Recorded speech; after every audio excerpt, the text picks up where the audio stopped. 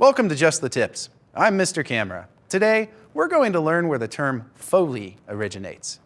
Foley is the term used in filmmaking to describe the re-recording and enhancement of a film's sound effects during post-production.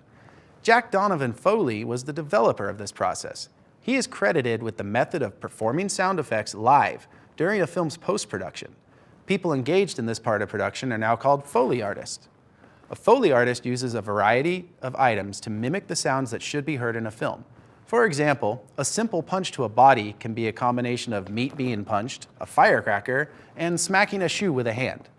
Thanks for creating such a cool job, Jack Donovan Foley, and thank you for watching Just the Tips.